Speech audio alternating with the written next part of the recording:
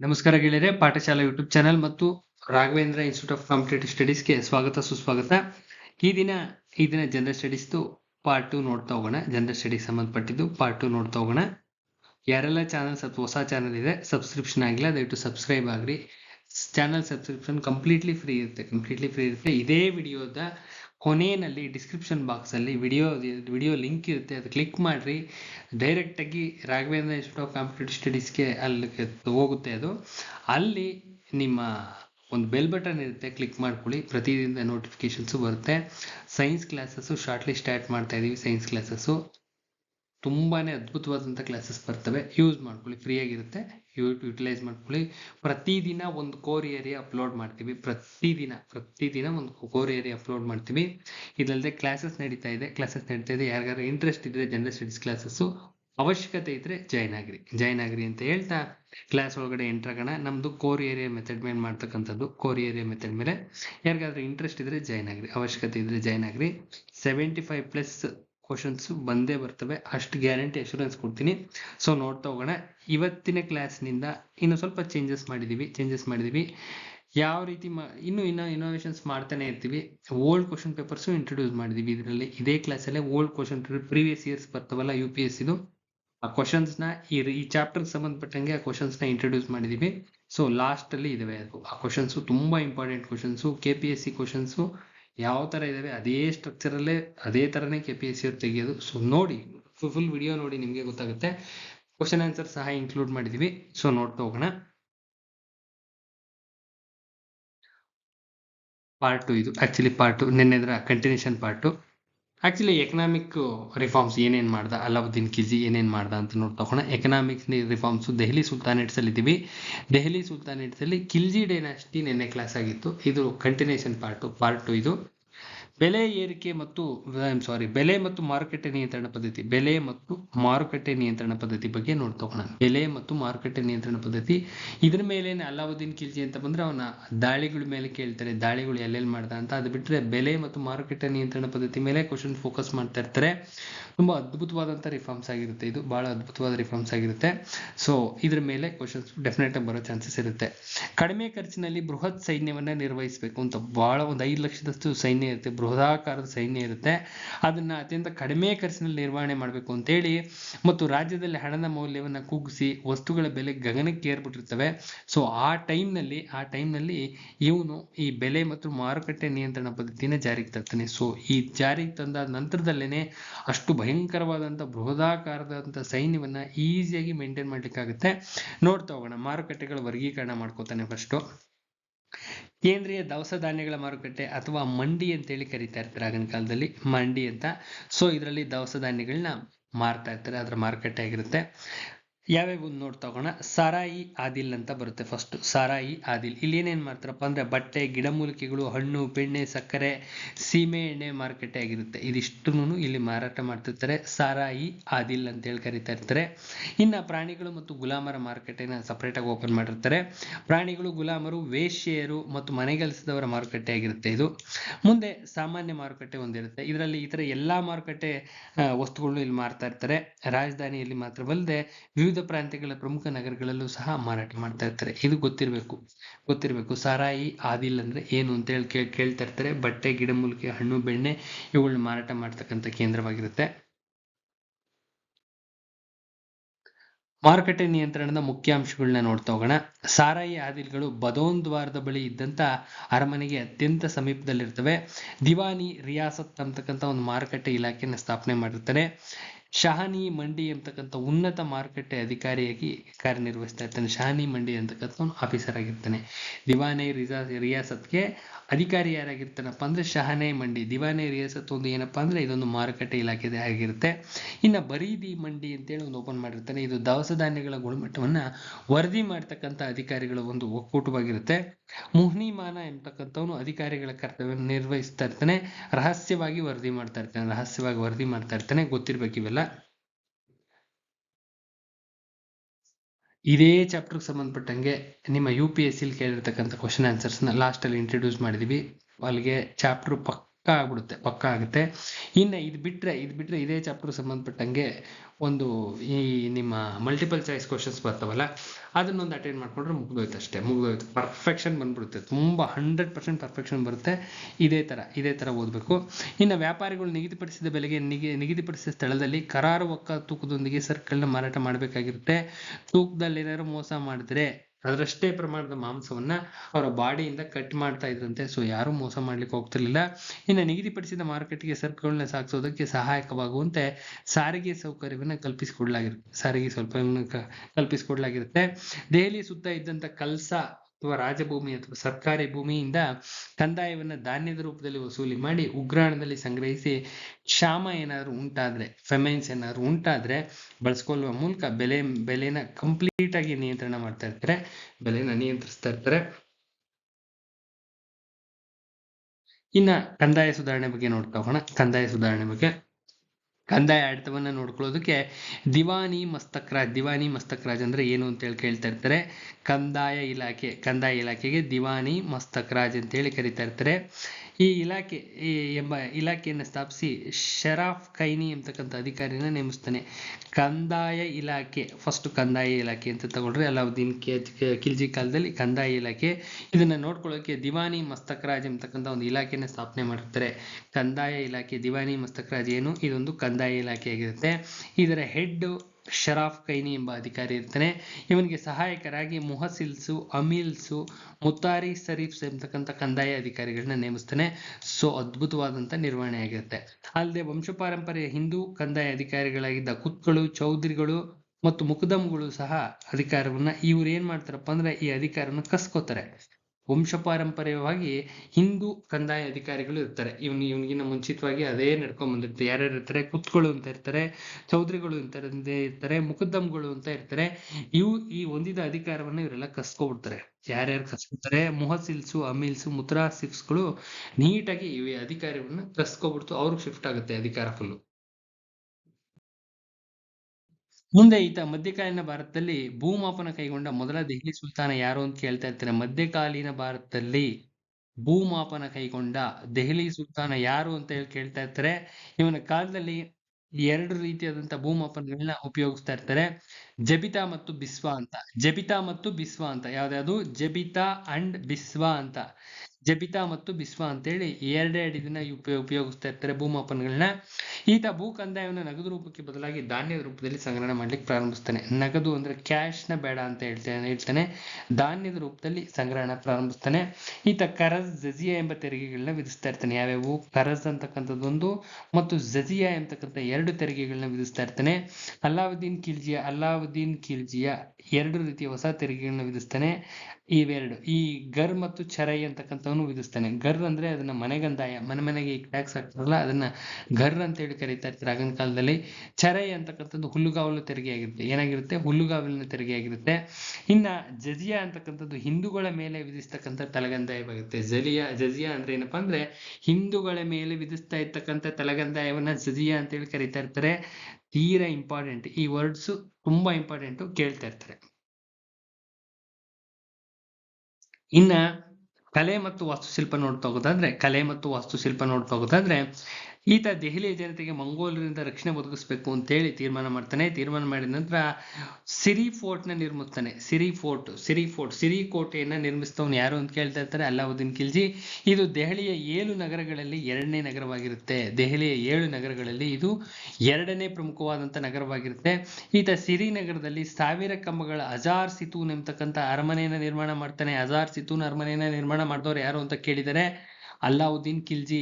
ನಂತರ ಹಾಜಿ ಅಲಾಯ್ ಅಥವಾ ಹಾಜಿ ಕಾಸ್ ಕೆರೆಯನ್ನ, ಹಲಾಯ್ ದರ್ವಾಜಾ ಅಥವಾ ಕೋಶಕ್ಕಿ ಸಿರಿ ಎಂಬ ಮಹಾದ್ವಾರವನ್ನ, ಖಾನ್ ಜಮಾಯತ್ ಖಾನ್ ಮಸೀದಿಯನ್ನ ಇವನೇ ನಿರ್ಮಾಣ ಮಾಡ್ತಾನೆ. ಇವೆಲ್ಲ ABCD ಆಪ್ಷನ್ಸ್ ಕೇಳ್ತಾ ಇರ್ತಾರೆ. ಕ್ಲಿಯರ್ ಕಟ್ ಆಗಿ ಹೇಳ್ತಾ ಇದ್ದೀನಿ. ABCD ಆಪ್ಷನ್ಸ್ ಇಲ್ಲೇ ಕಾಣಿಸ್ತಾ ಇದೆಯಲ್ಲ, ABCD ಇವೇ ಆಪ್ಷನ್ಗಳೇನೆ ಬಂದಿರ್ತವೆ. ಇದೇ ತರ ತೆಗಿತಾ ಇರ್ತಾರೆ. ಅಲಾವುದ್ದೀನ್ ಖಿಲ್ಜಿ ಅಂತ ತೆಗೆದುಕೊಂಡ್ರೆ ಇದೇ ತೆಗಿತಾ ಇರ್ತಾರೆ. ಯಾವುದೇ ಒನ್ ವರ್ಡ್ ಆನ್ಸರ್ಸ್ ಬರೋದಿಲ್ಲ, ಇನ್ ಮುಂದಕ್ಕೆ ಬರೋದಿಲ್ಲ. ಬಿಟ್ಬಿಡ್ರಿ ಒನ್ ವರ್ಡ್ ಕಾನ್ಸೆಪ್ಟ್ ನ.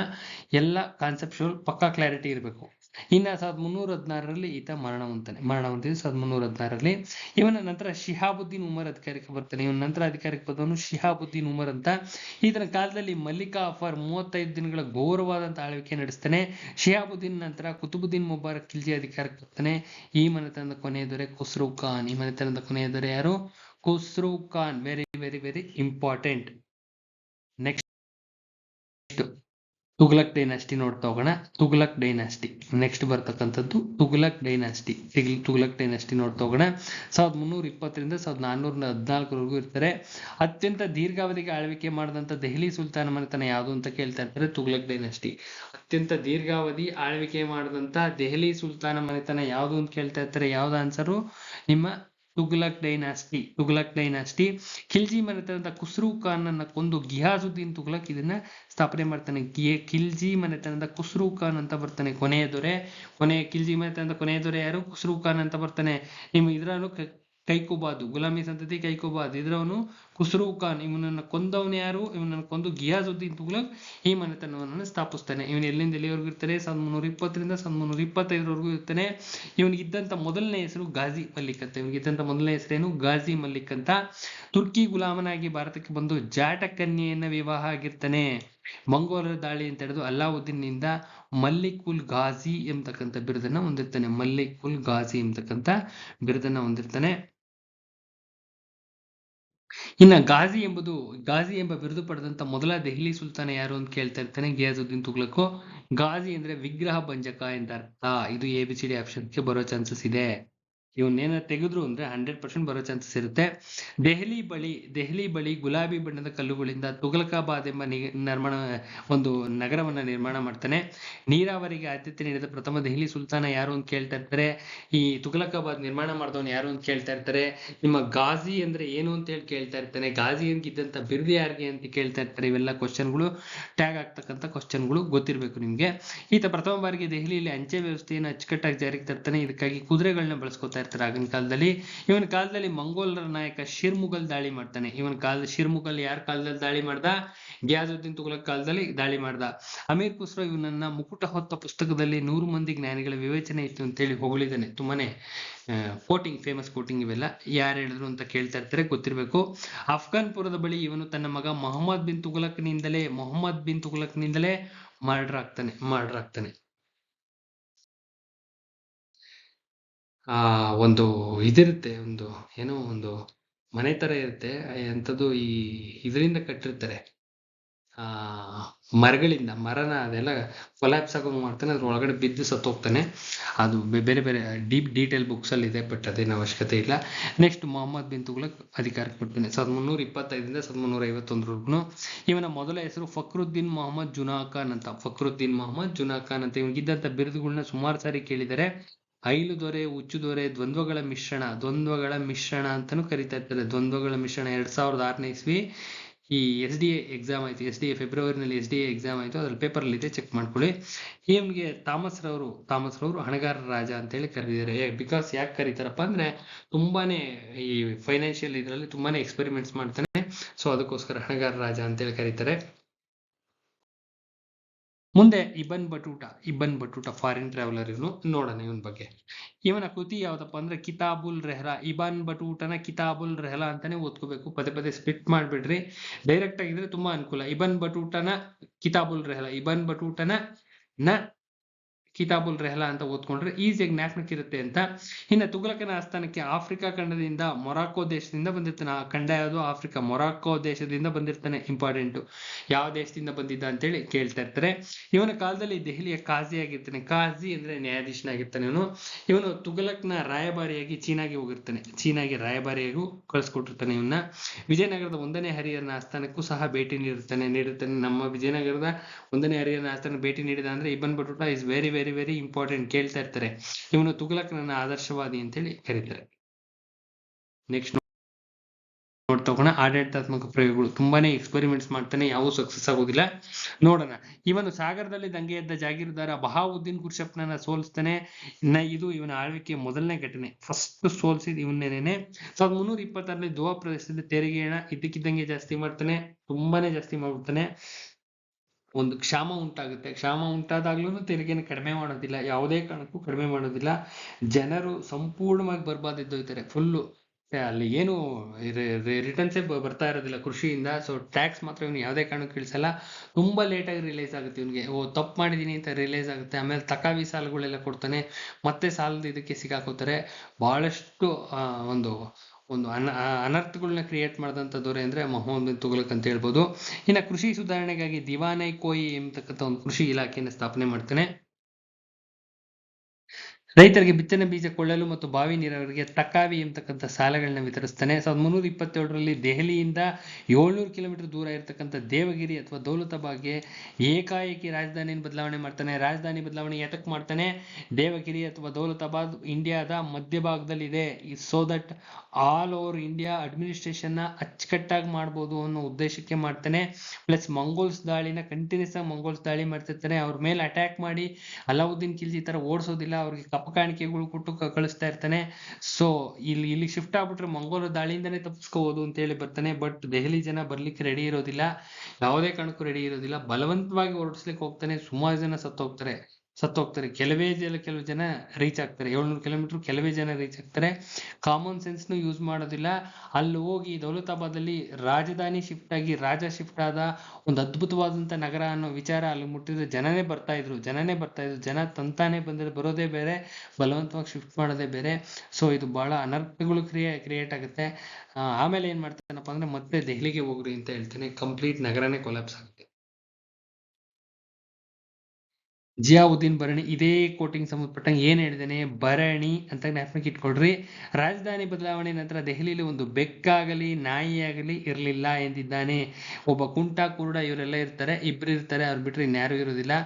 ಭರಣಿ ಬೆಕ್ಕು ಅಂತ ಜ್ಞಾಪಕಕ್ಕೆ ಇಟ್ಕೊಳ್ರಿ. ಸುಮ್ಮನೆ ಯಾವ್ದೋ ಭರಣಿ ಬೆಕ್ಕು ಅಂತ ಜ್ಞಾಪಕಕ್ಕೆ ಇಡ್ಲಿಕ್ಕೆ ಅಷ್ಟೇ. ಇವೆಲ್ಲ ಕೋಡಿಂಗ್ಸ್ ಟ್ಯೂಷನ್ ಮಾಡಿಸ್ತೀನಿ, ಕೋಡಿಂಗ್ಸ್ ಮಾಡಿಸ್ತೀನಿ, ಕಂಪಲ್ಸರಿ ಇರುತ್ತೆ ಕೋಡಿಂಗ್ಸ್ ಮಾಡ್ಕೊಂಡ್ರೆ ತುಂಬಾ ಅನುಕೂಲ, ತೀರಾ ಅನುಕೂಲ. ಕೋಡಿಂಗ್ಸ್ ಅಂದ್ರೆ ಇದೇ ತರದ ಕೋಡ್ ಲಿಂಕ್ಸ್ ಇರಬೇಕು, ಕೆಲವೊಂದು ಕೋಡಿಂಗ್ಸ್ ಬರ್ತದೆ. ಕೋಡಿಂಗ್ಸ್ ಮಾಡ್ಕೊಂಡ್ರೆ ಈಸಿಯಾಗಿ ಕ್ವಶನ್ ಆನ್ಸರ್ಸ್ ಜ್ಞಾಪಕ ಇಟ್ಕೋಬಹುದು.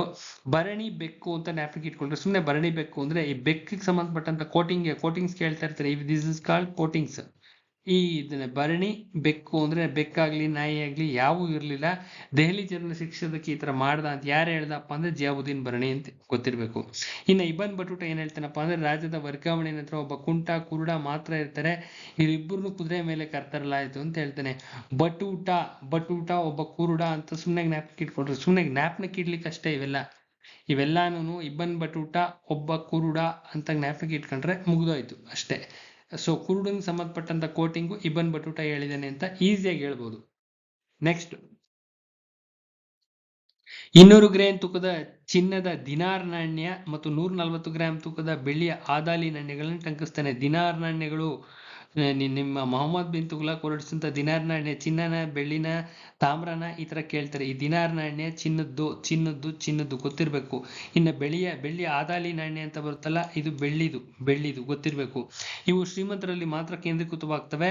ಆದ್ರಿಂದ 1332ರಲ್ಲಿ ತಾಮ್ರ, ಹಿತ್ತಾಳೆ ಮತ್ತು ಚರ್ಮ ನಾಣ್ಯವನ್ನ ಜಾರಿಗೆ ತರ್ತಾನೆ. ಇದನ್ನ ಟೋಕನ್ ಕರೆನ್ಸಿ ಅಥವಾ ಸಾಂಕೇತಿಕ ನಾಣ್ಯ ಪದ್ಧತಿ ಅಂತೇಳಿ ಕರೀತಾರೆ. ಸೊ ಇದನ್ನ ಏನ್ ಮಾಡ್ತಾನಪ್ಪ ಅಂದ್ರೆ ಖಾಸಗಿಯವರಿಗೆ ಮುದ್ರಿಸಲು ಅವಕಾಶ ಕೊಡ್ತಾನೆ. ಸೊ ಮನೆಯಲ್ಲೇ ಒಂದು ಟಂಕಶಾಲೆಗಳನ್ನ ಓಪನ್ ಮಾಡ್ಕೊಬಿಡ್ತಾರೆ. ಮನೆ ಹಿಂದೆಗಡೆ ಹಿತ್ತಲಲ್ಲಿ ಬೇರೆ ಬೇರೆ ಬುಕ್ಸ್ ಅಲ್ಲಿ ಇದಾವೆ, ಡೀಪ್ ಆಗಿ ಹೋದ್ರೆ ಗೊತ್ತಾಗುತ್ತೆ ನಿಮ್ಗೆ. ಮನೆ ಹಿತ್ತಲಲ್ಲಿ ಟಂಕಶಾಲೆಗಳು ಅಂದ್ರೆ ಈ ಪ್ರಿಂಟಿಂಗ್ ಪ್ರೆಸ್ ನ ಓಪನ್ ಮಾಡ್ಕೊಬಿಟ್ಟು ಎಲ್ಲಾರು ಇವು ಬರ್ತಾವಲ್ಲ, ಈ ತಾಮ್ರ ಹಿತ್ತಾಳೆ ಕಡಿಮೆ ರೇಟ್ ಅಲ್ಲ, ಎರ್ರಾಬಿರ್ರಿ ಹೊಡೆದಾಕ್ತಾರೆ. ಎರ್ರಾಬಿರ್ರಿ ಹಾಕಿ ಎಲ್ಲರ ಹತ್ರನು ರಾಶಿ ಇರ್ತವೆ. ಕೊನೆಗೆ ಅವ್ನಿಗೆ ಅರ್ಥ ಆಗುತ್ತೆ ಹಣದ ಮೌಲ್ಯ ಕಂಪ್ಲೀಟ್ ಆಗಿ ಕೊಲ್ಯಾಪ್ಸ್ ಆಗ್ಬಿಡುತ್ತೆ. ಹಣದ ಮೌಲ್ಯ ಕಂಪ್ಲೀಟ್ ಅಲ್ಲಿ ಇರೋರ ಹತ್ರ ಎಲ್ಲ ಸಾವಿರಾರು ನಾಣ್ಯಗಳು ಕಾಣಿಸ್ಲಿಕ್ಕೆ ಸ್ಟಾರ್ಟ್ ಆಗ್ಬಿಡ್ತವೆ. ಸೊ ಸಾವಿರಾರು ಲಕ್ಷಗಟ್ಟಲೆ ನಾಣ್ಯ ತಕ್ಷಣನೇ ಅವನ ಹತ್ರ ಇರೋ ನಾಣ್ಯಗಳೆಲ್ಲ ಕ್ಯಾನ್ಸಲ್ ಮಾಡಿಸಿ ಎಲ್ಲ ಇಸ್ಕೊಂಡು ಬೇರೆ ಒಂದು ನಾಣ್ಯನೇ ಹೊರಡಿಸ್ತಾನೆ. ಬೇರೆನೆ ಕೊಟ್ಬಿಟ್ಟು ಜನರನ್ನೆಲ್ಲ ಸಮಾಧಾನ ಮಾಡಿಸ್ತಾನೆ. ಸೊ ನಾವು ಖಜಾನೆ ಬರ್ಬಾದಿದ್ದೋಗುತ್ತೆ, ಕಂಪ್ಲೀಟ್ಲಿ ಬರ್ಬಾದಾಗುತ್ತೆ. ಇದು ಕಂಪ್ಲೀಟ್ಲಿ ಫೇಲ್ಯೂರ್ ಆಗುತ್ತೆ. ಕಂಪ್ಲೀಟ್ ಈ ಪ್ರೋಸೆಸ್ಸೇ ಫೇಲ್ಯೂರ್ ಆಗ್ಬಿಡುತ್ತೆ. ಟೋಕನ್ ಕರೆನ್ಸಿ ಸಿಸ್ಟಮ್ ಇದು ದೊಡ್ಡ ಫೇಲ್ಯೂರ್ ಆಗುತ್ತೆ. ತದನಂತರದಲ್ಲಿ ಈತನ ಸಮಕಾಲೀನ ಮಂಗೋಲ ದೊರೆ ಕುಬ್ಲೈ ಖಾನ್ ನಾಣ್ಯ ಬದಲಾವಣೆ ಮಾಡ್ತಾನೆ. ಚೀನಾದ ಗೈಕಾಟೆ ಅಂತಕ್ಕಂಥ ಒಂದು ಕಾಗದ ನೋಟನ್ನು ಪರಿಚಯಿಸ್ತಾನೆ. ಮುಂದೆ ಮಂಗಳೂರು ದಾಳಿ ಮಾಡಿದಾಗಲೆಲ್ಲ ಹಣ ಕೊಟ್ಟು ಕಳಿಸ್ತಾ ಇರ್ತಾನೆ. ಹಿಂದೆ ಅಲಾವುದ್ದೀನ್ ಖಿಲ್ಜಿ ಆಗಲಿ, ಗಿಯಾಸುದ್ದೀನ್ ಇವರೆಲ್ಲ, ಜಫರ್ ಖಾನ್ ಇವರೆಲ್ಲರೂ ವಾರ್ ಮಾಡ್ತಾ ಇರ್ತಾರೆ ಮಂಗೋಲ್ಸ್ ವಿರುದ್ಧವಾಗಿ. ಭಯಂಕರವಾದಂತ ವಾರ್ಸ್ ಮಾಡ್ತಾ ಇರ್ತಾರೆ. ಅವ್ರು ಬಂದ್ರು ಅಂದ್ರೆ ಇವ್ರು ನೋಡಿದ್ರೆ ಎದುರ್ತಾ ಇರ್ತಾರೆ. ಅಲಾವುದ್ದೀನ್ ಖಿಲ್ಜಿ, ಜಫರ್ ಖಾನ್ ಈಚೆ ಬಂದ ಅಂದ್ರೆ ನಿಮ್ ಮಂಗೋಲ್ಸ್ ಕಂಪ್ಲೀಟ್ ಆಗಿ ಎದುರ್ಕೋತಾ ಇರ್ತಾರೆ, ಸವಾಸಕ್ಕೆ ಹೋಗೋದು ಬೇಡ ಅಂತ. ಬಟ್ ಇವನ್ ಯಾವಾಗ ಹಣ ಕೊಡ್ಲಿಕ್ಕೆ ಸ್ಟಾರ್ಟ್ ಮಾಡ್ತಾನೆ, ಸೊ ಅದು ಫುಲ್ಲು ಅದು ಅರ್ಥನೇ ಕೆಟ್ಟೋಗುತ್ತೆ. ಹೋಗೋದು, ವಾರ್ ಮಾಡೋದು, ದುಡ್ಡಿಸ್ಕೊಬರೋದು, ಹೋಗಿ ನಿಂತ್ಕೊಳ್ಳೋದು, ದುಡ್ಡಿಸ್ಕೊಬರೋದು, ಈ ತರ ಆಗ್ಬಿಡುತ್ತೆ. ಇವನ್ ಕಾಲದಲ್ಲಿ ಯಾರು ದಾಳಿ ಮಾಡ್ತಾರಪ್ಪ ಅಂದ್ರೆ ತುಮರ್ ಶಿರಿನ್ ಅಂತ ಇರ್ತಾನೆ. ತುಮರ್ ಶಿರಿನ್ ದಾಳಿ ಮಾಡ್ತಾನೆ. ಬೋರಾಸಾನ್ ಪ್ರಾಂತ್ಯ ಗೆದ್ರೆ ಇಡೀ ವಿಶ್ವವನ್ನೇ ಗೆದ್ದಂತೆ ಅಂತೇಳಿ ಭಾವಿಸಿ 3,70,000 ಜನರಿಗೆ ವಾರ್ಷಿಕ ತರಬೇತಿ ನೀಡಿ ಬೋಲಾನ್ ಮತ್ತು ಖೈಬರ್ ಟಾಪಲ್ ಬರ್ತವೆ. ಇದು ನಿಮ್ಮ ಅಫ್ಘಾನಿಸ್ತಾನದ ಎಂಟ್ರೆನ್ಸ್ ಅಲ್ಲಿ ಬರ್ತವೆ, ಇಂಡಿಯಾಗೆ ಎಂಟರ್ ಆಗುವಂತ ಜಾಗದಲ್ಲಿ. ಈ ಕಣಿವೆ ಮೂಲಕ ಸಾಗೋದು ಅಸಾಧ್ಯ ಅಂತೇಳಿ ತಿಳ್ಕೊಂಡು ಇದು ಅಷ್ಟೇನೆ ಬಿಟ್ಬಿಡ್ತಾನೆ, ಕೈ ಬಿಡ್ತಾನೆ. ಮುಂದೆ ಚೈನಾದ ಕರಾಜಲ್ ಮೇಲೆ ದಾಳಿ ಮಾಡಿ ಪ್ರಾರಂಭಿಕ ಯಶಸ್ಸಿನ ನಂತರ ಹವಾಮಾನ ವೈಪರೀತ್ಯದಿಂದಾಗಿ ಅದನ್ನೂ ಬಿಡ್ತಾನೆ. ಟೋಟಲ್ ಫೇಲ್ಯೂರ್, ಯಾವುದು ಸಕ್ಸಸ್ ಆಗೋದಿಲ್ಲ. ಮೊಹಮ್ಮದ್ ಬಿನ್ ತುಘಲಕ್ನ ಆಳ್ವಿಕೆ ಕಾಲದಲ್ಲಿ ದಕ್ಷಿಣ ಭಾರತದಲ್ಲಿ ವಿಜಯನಗರ ಸಾಮ್ರಾಜ್ಯ ಮತ್ತು ಬಹುಮನಿ ಸುಲ್ತಾನ್ಗಳು ಮನೆತನಗಳು ಪ್ರಾರಂಭ ಆಗ್ತವೆ. 1336 ವಿಜಯನಗರ ಸಾಮ್ರಾಜ್ಯ, 1347 ಬಹುಮನಿ ಸಾಮ್ರಾಜ್ಯ. 1336ರಿಂದ 11 ವರ್ಷದ ನಂತರದಲ್ಲಿ ಬಹುಮನಿ ಸಾಮ್ರಾಜ್ಯ ಸ್ಥಾಪನೆ ಆಗುತ್ತೆ. ಹರಿಹರ ಮತ್ತು ಬುಕ್ಕ ವಿದ್ಯಾರಣ್ಯರ ನೆರಳಿನಲ್ಲಿ ಇದನ್ನ ಸ್ಥಾಪನೆ ಮಾಡ್ತಾರೆ. ನಿಮ್ಮ ಅಲಾವುದ್ದೀನ್ ಹಸನ್ ಗಂಗು ಬಹುಮನಿ ಸಾಮ್ರಾಜ್ಯ ಸ್ಥಾಪನೆ ಮಾಡ್ತಾನೆ. ಇನ್ನು ಜೈನ ವಿದ್ವಾಂಸರಾದಂತಹ ಪ್ರಭು ಸೂರಿ ಮತ್ತು ಹೀರಾಸೂರಿಗೆ ಆಶ್ರಯ ನೀಡುತ್ತಾನೆ. ಈತ ತನ್ನನ್ನು ತಾನು ಖಲೀಫನ ಉಪನಾಯಕ ಅಂತೇಳಿ ಇವನೇ ಘೋಷಿಸ್ಕೊತಾನೆ. ಈತ ಖಗೋಳ ವಿಜ್ಞಾನ, ಗಣಿತ, ಔಷಧ ವಿಜ್ಞಾನ ಚೆನ್ನಾಗಿ ತಿಳ್ಕೊಂಡಿರ್ತಾನೆ. ದೆಹಲಿಯಲ್ಲಿ ಜಹಾನ್ ಫನ್ನ ಎಂಬತಕ್ಕಂಥ ನಗರವನ್ನ ನಿರ್ಮಾಣ ಮಾಡ್ತಾನೆ. ಬಟ್ ಯಾವ್ದ್ರಲ್ಲೂ ಎಕ್ಸ್ಪರ್ಟೈಸ್ ಆಗಿರೋದಿಲ್ಲ. ಎಲ್ಲವನ್ನೂ ಓದಿರ್ತಾನೆ, ಯಾವ್ದ್ರಲ್ಲೂ ಎಕ್ಸ್ಪರ್ಟೈಸ್ ಆಗಿರೋದಿಲ್ಲ. 1351ರಲ್ಲಿ ವಿಷಮ ಶೀತ ಜ್ವರದಿಂದ ಮೃತಪಡ್ತಾನೆ. ಇವನು ಸತ್ತಿದ್ದೇನೆ, ಜಿಯಾವುದ್ದೀನ್ ಭರಣಿ ಏನ್ ಹೇಳ್ತಾನಪ್ಪ ಅಂದ್ರೆ, ಸಾವು ಸುಲ್ತಾನ್ ಅವನು ಪ್ರಜೆಗಳಿಂದ ಮುಕ್ತಗೊಳಿಸಿತು. ಪ್ರಜೆಗಳು ಸಾಕಾಗೋಗಿದ್ರು, ಇವನು ಸವಾಸ, ದೊಡ್ಡ ನಮಸ್ಕಾರ, ಇದಾಗದಿಲ್ಲ ಅನ್ನೋ ಹಂತಕ್ಕೆ ಬಂದಿದ್ರು. ಅದೇ ಟೈಮ್ಗೆ ಅವನನ್ನು ಅವರಿಂದ ಮುಕ್ತಗೊಳಿಸಿತು. ಇಬ್ರೂನು ಸಮಾಧಾನ ಆದ್ರು, ಇವನು ಹೋದ, ಅವರು ನೆಮ್ಮದಿ ಆದ್ರು ಅಂತ ಇದ್ರ ಅರ್ಥ. ಕೋಟಿಂಗ್ ಕೇಳ್ತಾ ಇರ್ತಾರೆ. ನೆಕ್ಸ್ಟ್ ಫಿರೋಜ್ ಶಾ ತುಗ್ಲಕ್ ಬರ್ತಾನೆ. ಮೊಹಮ್ಮದ್ ಬಿನ್ ತುಗ್ಲಕ್ನ ಸಹೋದರ ರಜಬ್ ಮತ್ತು ಹಿಂದೂ ಅರಸ ರಣಮಲ್ಲನ ಮಗಳಾದಂತ ನೈಲಾಳ ಮಗ ಆಗಿರ್ತಾನೆ. ದೆಹಲಿಯನ್ನು ಆಳಿದ ಅತ್ಯಂತ ಪರೋಪಕಾರಿ ಸುಲ್ತಾನಾದ ಇವನನ್ನ ಹೆನ್ರಿ ಇಲ್ಲಿ ದೆಹಲಿ ಸುಲ್ತಾನ್ ಅಕ್ಬರ್ ಅಂತಾನೆ ಕರೀತಾರೆ. ಫಿರೋಜ್ ಶಾ ತುಗ್ಲಕ್ ನೊಬಲರಿಂದ ನೇಮಕವಾದಂತ ಮೊದಲ ದೆಹಲಿ ಸುಲ್ತಾನ್ ಆಗಿರ್ತಾನೆ. ನೊಬಲ್ಸ್ ಬರ್ತಾರಲ್ಲ, ಅವ್ರ ಮುಖಾಂತರ ನೇಮಕ ಆಗ್ತಾನೆ. ಯಾವುದೇ ರೀತಿ ಕಿತಾಪತಿ ಇಲ್ದಂಗೆ ನೀಟಾಗಿ ನೇಮಕ ಆಗ್ತಾನೆ. ಇನ್ನ ಸೈನಿಕ ಸಾಧನೆಗಳು ನೋಡ್ತಾ ಹೋಗೋದಾದ್ರೆ, ತನ್ನ ವಿರುದ್ಧ ದಂಗೆ ಎದ್ದಂತ ಬಂಗಾಳದ ಪ್ರಾಂತ್ಯಾಧಿಕಾರಿ ಶಂಶುದ್ದೀನ್ ಇಲ್ತಮಿಶ್ ಮತ್ತು ಅವನ ಮಗ ಸಿಕಂದರ್ನನ್ನ ಸೋಲಿಸ್ತಾನೆ. ಗೊತ್ತಿರ್ಬೇಕಷ್ಟೇ, ಇದೇನು ಕೇಳೋದಿಲ್ಲ. ಒಡಿಸ್ಸಾದ ಜಾಜ್ ನಗರದ ಮೇಲೆ ದಾಳಿ ಮಾಡಿ 3ನೇ ಭಾನುದೇವನನ್ನ ಸೋಲಿಸ್ತಾನೆ. ನಾಗರಕೋಟೆ ಮೇಲೆ ದಾಳಿ ಮಾಡಿ ರೂಪಚಂದ್ರನನ್ನ ಸೋಲಿಸ್ತಾನೆ. ದಕ್ಷಿಣ ಭಾರತದ ಮೇಲೆ ದಾಳಿ ಮಾಡೋದಿಲ್ಲ. ಕಾರಣ ಏನಪ್ಪಾ ಅಂದ್ರೆ ಮುಸ್ಲಿಂ ರಕ್ತಪಾತ ಇವನಿಗೆ ಇಷ್ಟ ಆಗೋದಿಲ್ಲ, ಮುಸ್ಲಿಮರಿಗೆ ತೊಂದರೆ ಕೊಡೋದು ಇಷ್ಟ ಇರೋದಿಲ್ಲ. ಸೊ ಅದಕ್ಕೋಸ್ಕರ ಮಾಡೋದಿಲ್ಲ.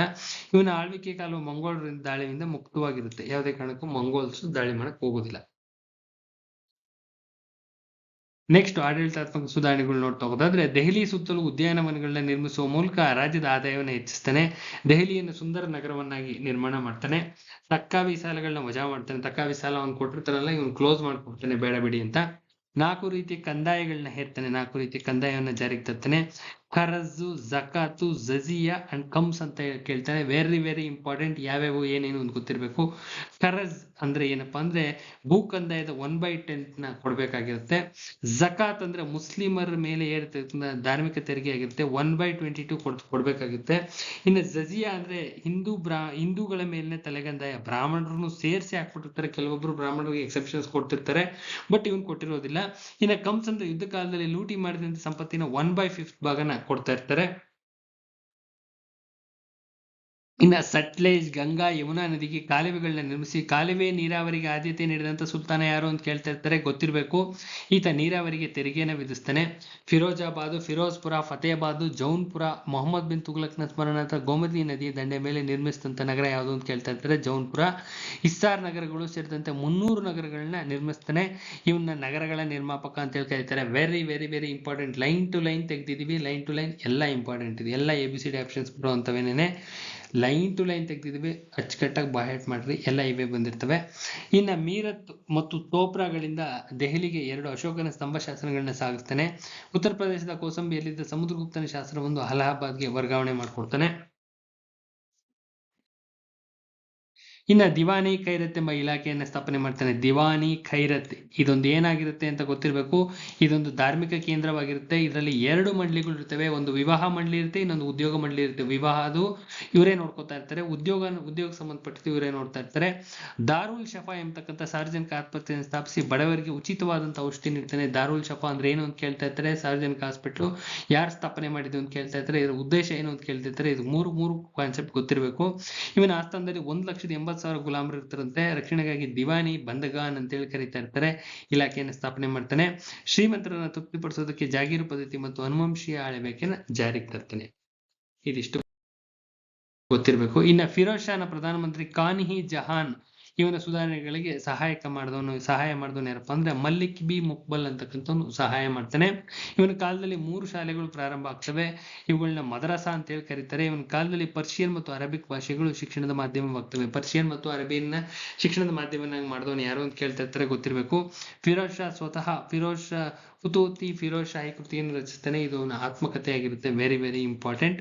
ಇವನ ಆಸ್ಥಾನದ ಇತಿಹಾಸಕಾರ ಜಿಯಾವುದ್ದೀನ್ ಬರ್ಣಿ ಯಾವ ಕೃತಿ ಬರೀತಾನಪ್ಪ ಅಂದ್ರೆ ತಾರಿಕಿ ಫಿರೋಜ್ ಶಾಹಿ ಅಂತ ಬರೀತಾನೆ. ಇನ್ನು ಫುತೂಹಿ ಜಹಾಂದರಿ ಅಂತ ಬರೀತಾನೆ. ಸನಾಯತ್ ಮೊಹಮ್ಮದ್ ಅಂತ ಬರೀತಾನೆ. 3 ಗೊತ್ತಿರಬೇಕು. ಇನ್ನು ಸಿರಾಜಿ ಅಫೀಫ್ನು ಭರಣಿ ಬರೆಯಲು ಪ್ರಾರಂಭಿಸಿದ ತಾರಿಕಿ ಫಿರೋಜ್ ಶಾಹಿ ಕೃತಿಯನ್ನು ಮುಕ್ತಾಯಗೊಳಿಸ್ತಾನೆ.